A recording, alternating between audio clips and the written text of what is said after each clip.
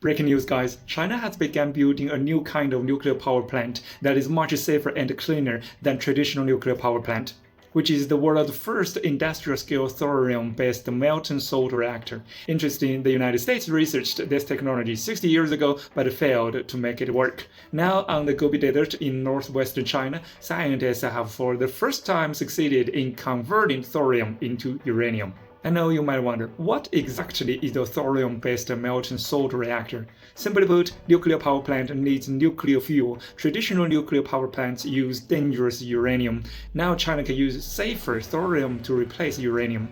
Once it's fully developed, it can permanently solve the problem of future energy security. Traditional nuclear power plants are mostly built along the coast because they need large amounts of cooling water. The danger is that if the cooling system fails, it could cause a disaster like Chernobyl. But a thorium reactor is completely different. It can be built in remote, dry areas with few people, and it basically doesn't need cooling water at all. China imports about 9% of its uranium as fuel, since the country is also building the world's first fusion experimental facility, already operating and planning to build dozens of nuclear power plants, which means its demand for uranium keeps growing.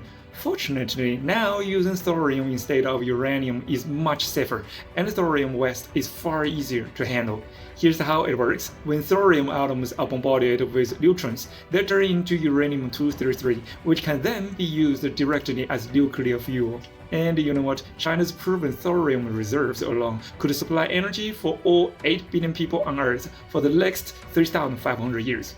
Once thorium-based molten salt reactors are used on a large scale, nuclear power plants will have a nearly endless supply of clean and safe fuel. Because thorium is mixed with molten salt and stays stable in liquid form at 500 to 600 degrees Celsius, it can release heat safely without external cooling water and automatically control core temperature, meaning there's no risk of major overheating or meltdown accidents.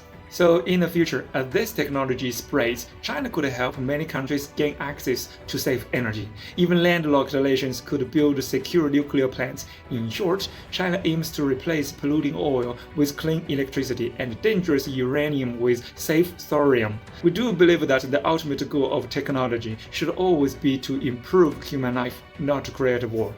Follow me on Eastern Perspective to see the world.